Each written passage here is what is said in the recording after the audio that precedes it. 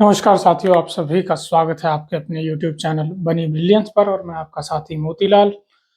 आज हम पढ़ेंगे सर्वनाम। लेकिन उससे पहले मैं आपको बता दूं कि इससे पहले भी हमने जो है वर्णमाला की क्लासेस लगा रखी हैं, संधि की क्लासेस लगा रखी हैं। अगर आपने उनको नहीं देखा है तो आप उन्हें भी जाके जरूर देखिए और वीडियो को अंत तक जरूर देखिएगा, ठीक है, ताकि आपको चीज़ें समझ आ जाएं। तो आइए आज के इस टॉपिक को शुरू करते हैं, जिसका नाम है सर्वनाम। ठीक है, तो सर्वनाम में आगे बढ़ने से पहले मैं आपको बता दूं कि अगर हम सर्वनाम को एक शब्द के रूप में देखें तो इसका अर्थ क्या निकलेगा। अगर हम इसका अर्थ निकालना चाहें तो क्या निकलेगा, तो देखिए दो शब्द हैं यहाँ पे हमारे पास, एक है सर्व और एक है इसके साथ जुड़ा हुआ नाम। ठीक है, दो शब्द हैं जिसमें है सर्व और नाम। तो यहाँ पे अगर हम देखेंगे तो ये जो सर्व है, ठीक है, अगर इस सर्व की बात करेंगे तो ये जो सर्व है हमारे पास, ये क्या कह रहा है आपका, अगर सर्व की बात कर रहे हैं हम तो सर्व आपका बोल रहा है सभी। सर्व का मतलब क्या होता है, सभी। और नाम का यहाँ पे हम देखेंगे तो नाम को हम क्या बोलेंगे, संज्ञा।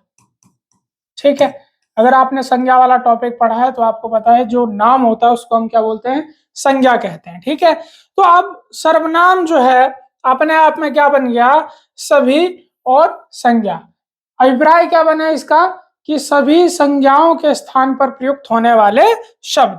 ठीक है, अगर हम यहाँ पे लिखना चाहें तो कैसे लिखेंगे, सभी संज्ञाओं के स्थान पर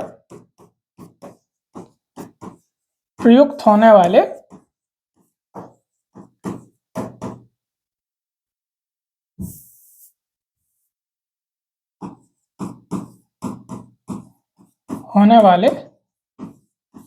शब्द, उन्हें आप क्या कहेंगे, सर्वनाम कहेंगे। ठीक है, अब सर्वनाम का काम क्या होता है उसे भी आप देख लीजिए। ठीक है, सर्वनाम का काम होता है संज्ञा की, दूसरा पॉइंट आप लिख सकते हैं, सर्वनाम का काम क्या है, संज्ञा की पुनरावृत्ति को रोकना। ठीक है, तो देखिए सर्वनाम, आपको शब्द का अर्थ पता लग गया, उसके बाद इसका काम क्या है, पुनरावृत्ति को रोकना। तीसरा आप इसमें एक और ऐड कर सकते हैं जिसे हम कहेंगे कि वाक्य की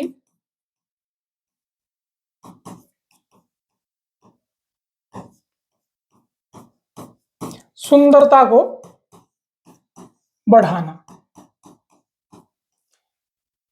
ठीक है, तो सर्वनाम क्या करता है, वाक्य की सुंदरता को भी बढ़ाता है। यहाँ पे ये चीज आप ध्यान में रखेंगे। ठीक है, अगर आप देखें कि एक व्यक्ति जो है एक बार अपना नाम बता रहा है, जैसे मैं आपको बोल रहा हूँ कि मेरा नाम मोतीलाल है, तो इसके बाद अगर मैं बार बार अपना नाम कहता रहूंगा मोतीलाल मोतीलाल, तो उससे क्या हो जाएगा, थोड़ा सा वाक्य में जो है कहने में थोड़ी सी असहजता आ जाती है और उसमें कहने में थोड़ा सा अजीब सा लगता है। ठीक है, तो यहाँ पे हम देखें तो अब मैं अपना नाम न लेकर के क्या बोलूंगा, मैं आपको ये बता रहा हूँ, मैं आपको ये समझा रहा हूँ। ठीक है, तो यहाँ पे ये क्या है, वाक्य की सुंदरता को बढ़ाया जा रहा है। और दूसरा हमने क्या बोला कि संज्ञा की पुनरावृत्ति को रोकता है। तो यहाँ पे ये चीज भी आपकी सामने आ गई कि जो सर्वनाम है वो क्या करता है, आपकी संज्ञा को बार बार एक वाक्य में आने से रोकता है। या एक आप कुछ भी अनुच्छेद लिख रहे हैं या पाठ लिख रहे हैं, कुछ भी लिख रहे हैं, तो वहां पे आप बार बार संज्ञा का प्रयोग ना करके क्या करेंगे, सर्वनाम का प्रयोग करेंगे। ठीक है जी, तो यहाँ पे 3 पॉइंट हो गए। इसके अलावा आप देखिए सर्वनाम का अपना कोई लिंग नहीं होता है। ठीक है, यह भी एक इंपॉर्टेंट पॉइंट है कि सर्वनाम का अपना कोई लिंग नहीं होता है, मतलब सर्वनाम का अपना कोई जेंडर नहीं है। ठीक है, ये किस पर निर्भर करता है, ये निर्भर करता है आपका, इसका निर्धारण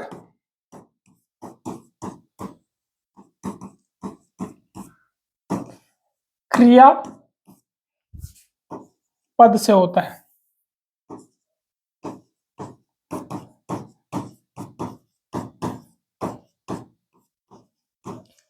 ठीक है। संज्ञा का सर्वनाम का अपना कोई लिंग नहीं है, मतलब आप ये बोलेंगे इसका जो है स्त्री लिंग या पुल्लिंग नहीं है, ठीक है। इसका अपना कोई जेंडर नहीं है।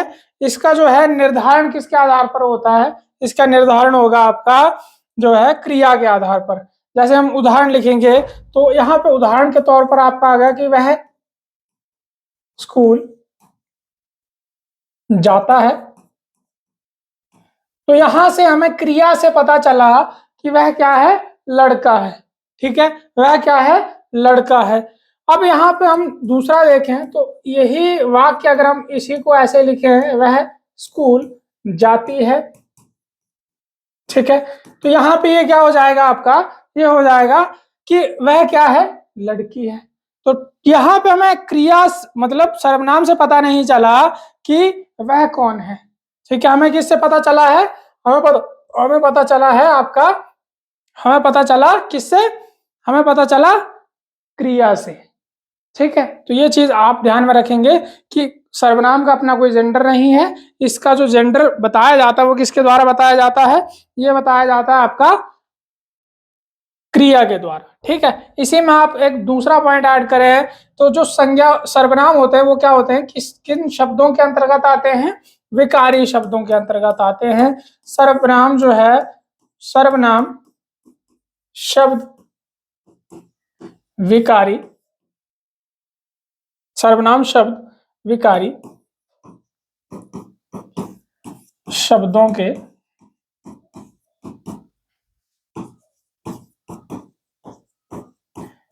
अंतर्गत आते हैं,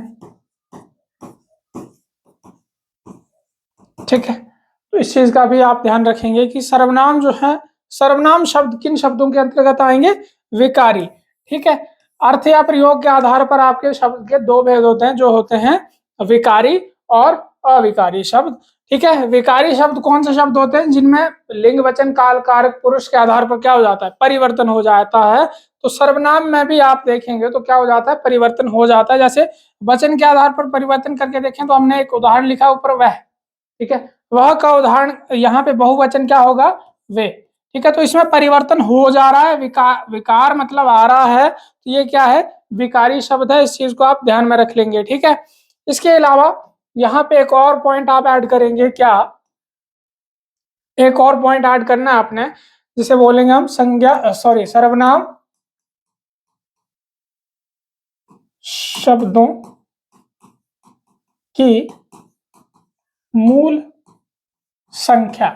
देखिए यहाँ पे हमने जो है इसके भेदों की बात नहीं करी हुई है, हम बात कर रहे हैं इसके जो मूल संख्या है इसकी, ठीक है। इसमें यौगिक सर्वनाम भी है, लेकिन अगर हम मूल की बात करेंगे तो मूल में कितने हैं आपके पास?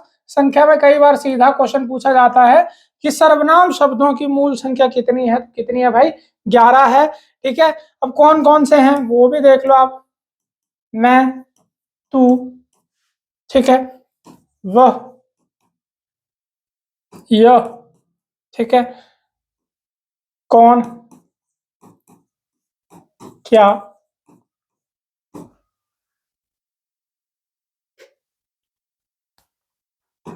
जो, सो, ठीक है।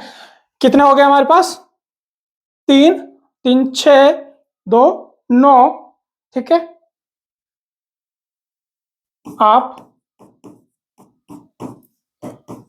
कोई, कुछ भी आ जाएगा इसमें, ठीक है। तो ये हमारे पास क्या है? सर्वनाम, मूल जो सर्वनाम है आपके पास ये है, ठीक है।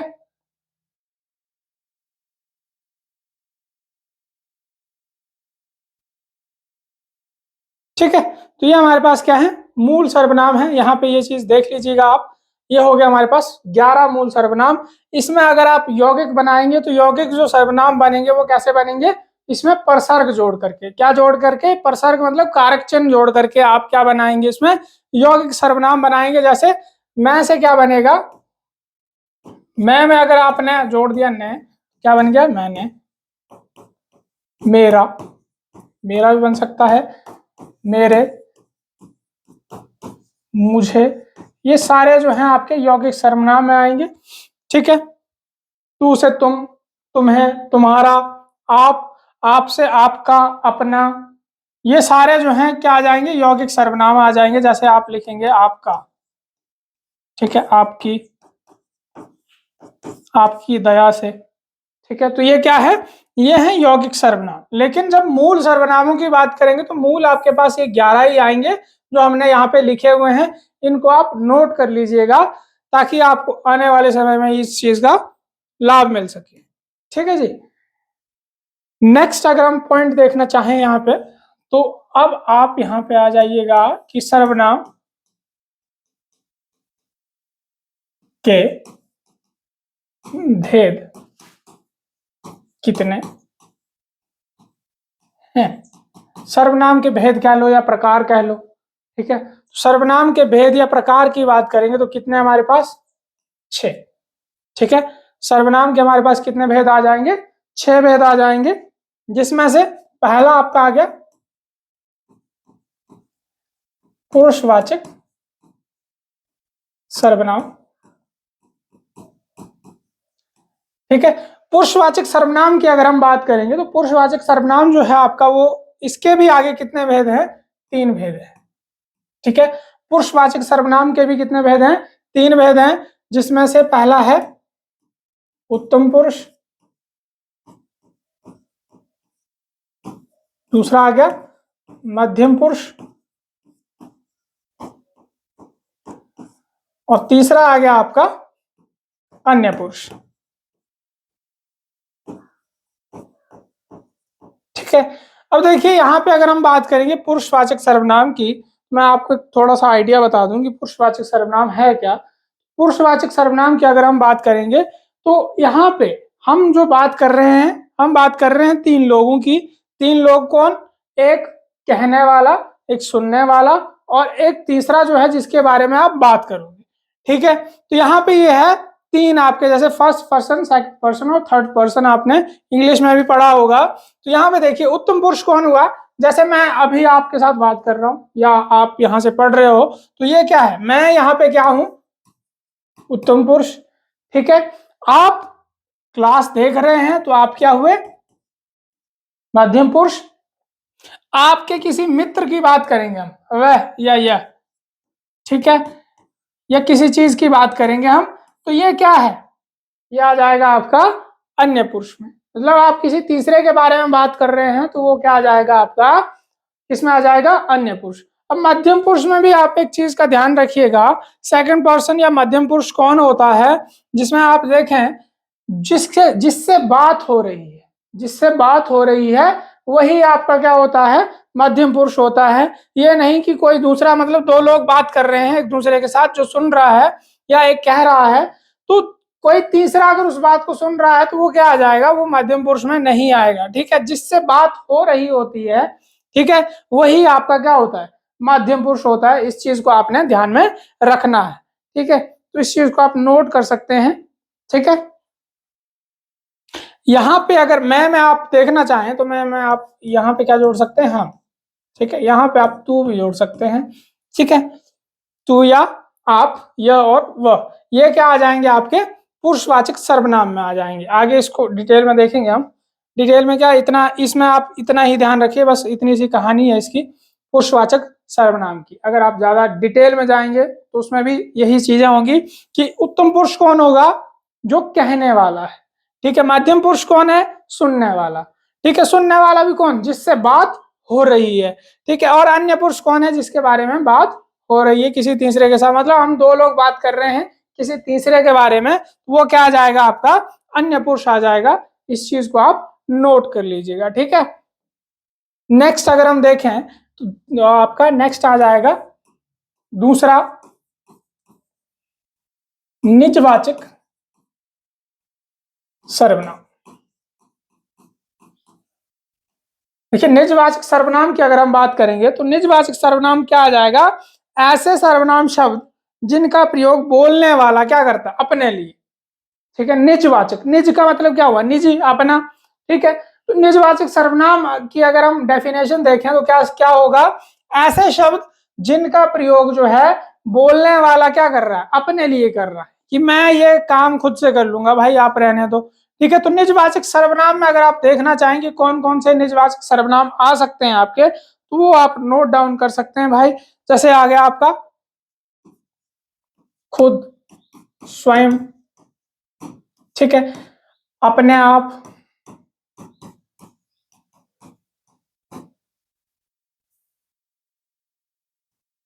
ठीक है, अपने आप, ठीक है, खुद से कर लूंगा, स्वयं। जैसे पानी स्वतः, स्वतः भी आ जाएगा, ठीक है, पानी स्वतः बह जाएगा, ठीक है, या मैं ये काम खुद कर लूंगा, ठीक है। तो ये सारी चीजें आपकी यहाँ पे आने वाली है, ठीक है। तो यहाँ पे निजवाचक सर्वनाम मतलब जो कहने वाला, जैसे मैं हूं तो मैं अपने लिए जिन शब्दों का प्रयोग करूंगा अपने बारे में बताने के लिए, अपना काम, जैसे मैं यह काम खुद कर लूंगा, जैसे पढ़ाने का काम मैं खुद कर लूंगा, स्वयं, ठीक है।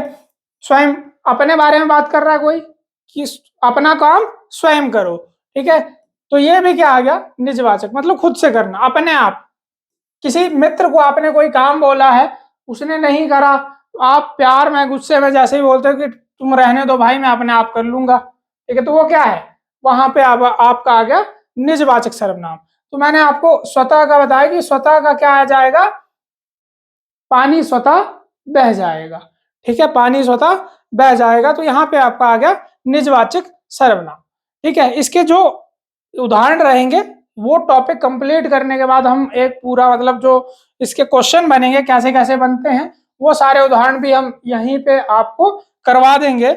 लेकिन अभी आप सिर्फ इतना समझिए कि सर्वनाम जो है आपका क्या बोल रहा है, ठीक है। इसके अलावा अगर आप दूसरा जो सर्वनाम देखें या तीसरा सर्वनाम देखें तो आप देख सकते हैं निश्चयवाचक, निश्चयवाचक सर्वनाम, ठीक है।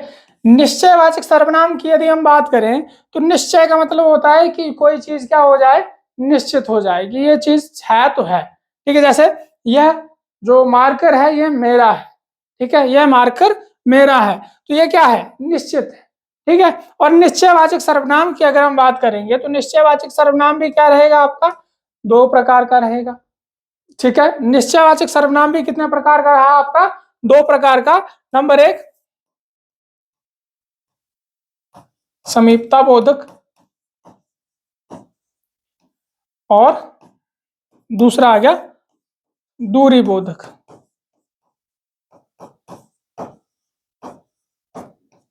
ठीक है। समीपता का मतलब क्या हुआ, जो नजदीक की वस्तु है उसको बताने के लिए, और दूरी बोधक मतलब जो दूर की वस्तु को बताने के लिए, ठीक है। जैसे मैंने आपको बताया कि यह मार्कर मेरा है, तो यह जो है किस में आ जाएगा, समीपता में, नजदीक। समीपता का मतलब हुआ नजदीक, ठीक है। और दूरी में जैसे वह, ठीक है, वह घर मेरा है, ठीक है, यहाँ पे ये चीज आ गई। यहाँ पे आप एक और ऐड कर सकते हैं इसमें, जैसे इन्हें या उन्हें। जैसे मैं कुछ सेब लाया हूं, इन्हें रख लो, ठीक है, मैं कुछ सेब लाया हूं, इन्हें रख लो, तो ठीक है। तो ये किस में आ जाएगा, निजवाचक सर्वनाम। और निजवाचक सर्वनाम में भी कौन सा, समीपता बोधक, निश्चयवाचक सर्वनाम, सॉरी, ठीक है। तो यहाँ पे ये चीज आपने ध्यान में रखनी है कि निश्चयवाचक सर्वनाम जो है दो प्रकार का है, और दो प्रकार में भी देखिए कौन सा है, दो प्रकार हैं आपके, समीपता बोधक और दूरी बोधक, ठीक है। तो यहाँ पे ये चीज आपने ध्यान में रखनी है। यहाँ पे एक और उदाहरण आप लिख सकते हैं, जैसे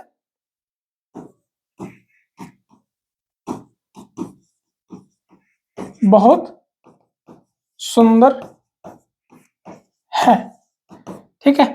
तो समीपता बोधक में क्या आ जाएगा आपका, एक और उदाहरण मैं बता रहा हूं आपको कि यह घर बहुत सुंदर है, ठीक है। आपके नजदीक कोई घर है जिसे आप बता रहे हैं कि यह घर बहुत सुंदर है, ठीक है। जो नजदीक का व्यक्ति है, वस्तु है, कुछ भी है, जो चीज निश्चित है और नजदीक है आपके, उसके लिए आप बता रहे हैं, तो ये क्या आ जाएगा उसमें, निश्चय वाचक सर्वनाम, और उसमें भी समीपता बोधक निश्चयवाचक सर्वनाम आ जाएगा। यहाँ पे ये चीज आपने ध्यान में रखनी है, ठीक है। तो ये आ गया आपका निश्चयवाचक सर्वनाम, ठीक है। इसके अलावा जो दूसरा आ जाएगा आपका, इसके अलावा जो है आपके पास वो कौन सा है, अनिश्चयवाचक सर्वनाम जो है आपका चौथा सर्वनाम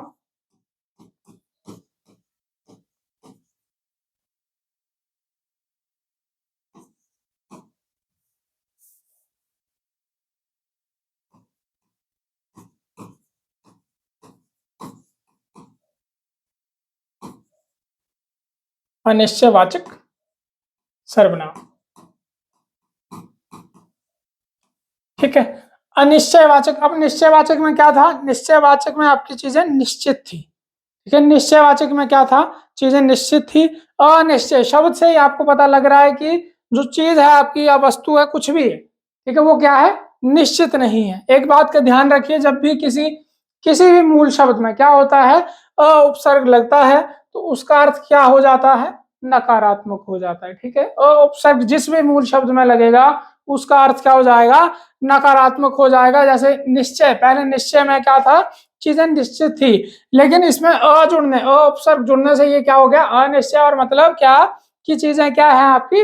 अनिश्चित हैं, आपको उस चीज के बारे में पूरी प्रॉपर जानकारी नहीं है। ठीक है, उसे आप क्या बोलेंगे? अनिश्चय बोलेंगे। इस चीज का आप ध्यान रखेंगे। और इसमें कौन कौन से सर्वनाम आ जाएंगे आपके? जैसे कोई, कुछ। ठीक है, कोई, कुछ, ये जो सर्वनाम है आपके इसमें आ जाएंगे। ठीक है, ये दो आ जाएंगे। इसके अलावा किसी, किन्हीं,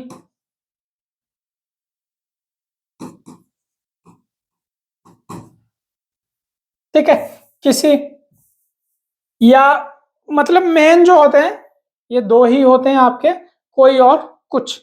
जैसे दरवाजे पर कोई आया है। ठीक है, दरवाजे पर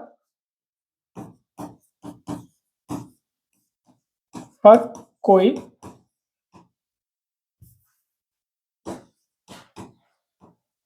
कोई आया है। ठीक है, दरवाजे पर कोई आया है। अगर निश्चित होता है, आपको पता होता कि निश्चित है कोई आया है, कोई आपका घर वाला है, मित्र है, कुछ भी है, तो वहां पे चीजें निश्चित होती। लेकिन आपको नहीं पता कि कोई आया है, कौन आया है ये हमें नहीं पता। ठीक है, तो यहाँ पे क्या आ जाएगा? अनिश्चित है। ठीक है, या जैसे एक और उदाहरण है आपका, यूनिवर्सल उदाहरण, कि चाय में कुछ गिरा है, या चाय में कुछ है। ठीक है, अब आपको निश्चित है कि चाय में मक्खी है, मधुमक्खी है, मच्छर है, या कुछ भी है। ठीक है, या इलायची है। आपको निश्चित है कि चाय में क्या गिरा है? मक्खी गिरी है। तो क्या चीज है? निश्चित है। लेकिन आपको कंफर्म नहीं है कि भाई चाय में मक्खी है, मच्छर है, कि इलायची है ना, कि काली मिर्च है। तो आपको निश्चित नहीं है वो चीज, इसलिए हम क्या बोल रहे हैं कि चाय में क्या है? कुछ गिरा है। ठीक है, तो यहाँ पे क्या है? अनिश्चितता को बताया जा रहा है। ये चीज आप ध्यान में रखेंगे। ठीक है जी, तो यहाँ पे आपका अनिश्चयवाचक सर्वनाम भी हो गया। इसके अलावा अगर हम देखें, जो पांचवा आपका सर्वनाम आएगा वो है प्रश्नवाचक सर्वनाम। ठीक है, प्रश्नवाचक सर्वनाम में एक चीज तो आप वाक्य में क्या ध्यान रखिए? प्रश्नवाचक चिन्ह का ध्यान रखिए, देखने को मिलेगा आपको। अगर प्रश्नवाचक चिन्ह नहीं है तो उसमें जो प्रश्न करने वाले आपके सर्वनाम है, जैसे कौन, क्या, कब, कहां, ठीक है, किसने,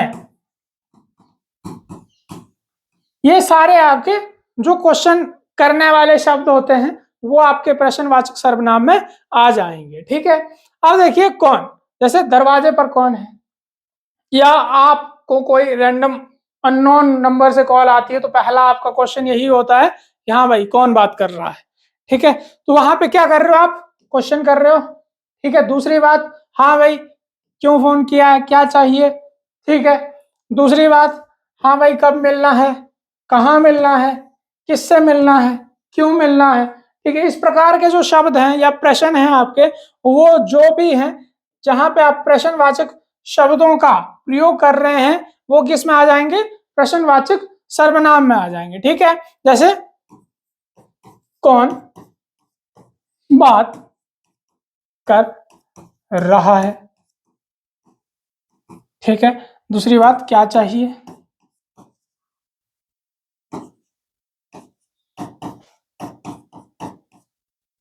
क्या चाहिए?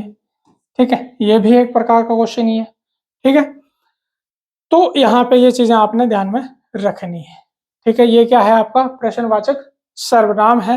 तो 5 सर्वनाम अभी हमने पढ़ लिए हैं। इसके अलावा जो छठा सर्वनाम है आपका, वो क्या आ जाएगा? इसमें है संबंधवाचक सर्वनाम। संबंधवाचक सर्वनाम। ठीक है, छठा सर्वनाम है आपका संबंधवाचक सर्वनाम। संबंध का मतलब है कि आपका किसी भी चीज के साथ संबंध बताया जा रहा है। संबंधवाचक सर्वनाम कौन से होंगे? जैसे जो, सो। ठीक है, जो और सो, जैसा वैसा। ठीक है, जिसकी उसकी, जिसकी लाठी उसकी भैंस, इस प्रकार की लोकोक्तियां आपने सुनी होंगी। ठीक है, जैसा करोगे वैसा भरोगे। ठीक है, इसके अलावा जिसकी उसकी।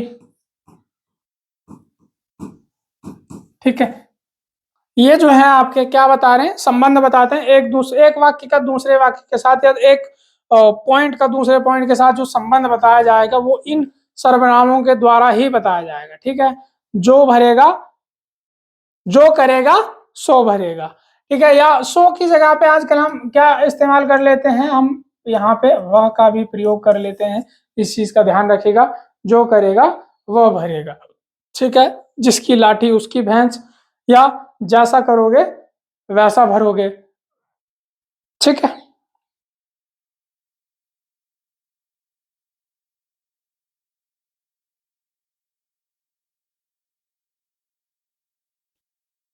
ठीक है। ये संबंधवाचक सर्वनाम की अगर हम बात करेंगे, तो संबंधवाचक सर्वनाम जो है वाक्य में इस्तेमाल होगा। और वाक्य में मतलब वाक्य में दो चीजें होंगी आपकी, एक होगा आश्रित वाक्य और एक होगा जो दूसरा होगा मूल वाक्य होगा। ठीक है, मतलब एक चीज दूसरे वाक्य पर डिपेंड करेगी। यहाँ पे जैसे जिसकी लाठी उसकी भैंस, जिसके पास लाठी है भैंस उसी की होगी, है ना? वो चीजें आजकल भी चलती ही हैं। ठीक है, तो यहाँ पे ये चीज आपने ध्यान में रखनी है। संबंधवाचक सर्वनाम जो है आपका किसमें आ जाएगा कि इनका प्रयोग आप सिर्फ दो वाक्यों को जोड़ने के लिए करते हैं, जिसमें आपका एक प्रधान उपवाक्य होता है और एक आपका आश्रित उपवाक्य होता है। ठीक है, दो उपवाक्य ही जोड़ेंगे एक दूसरे को और वाक्य बनाएंगे।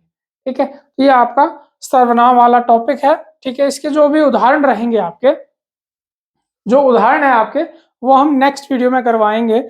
और इसमें भी अगर आपको कोई डाउट रहा होगा, तो आप कमेंट बॉक्स में ज़रूर बताइए कि आपका क्या डाउट रहा है। तो उसको हम अगली वीडियो में ज़रूर सॉल्व करने की कोशिश करेंगे। ठीक है, तो बाकी इसके जो उदाहरण है वो नेक्स्ट वीडियो में आएंगे। तब तक के लिए आप पढ़ते रहिए, हंसते रहिए, मुस्कुराते रहिए। धन्यवाद। जय हिंद, जय भारत।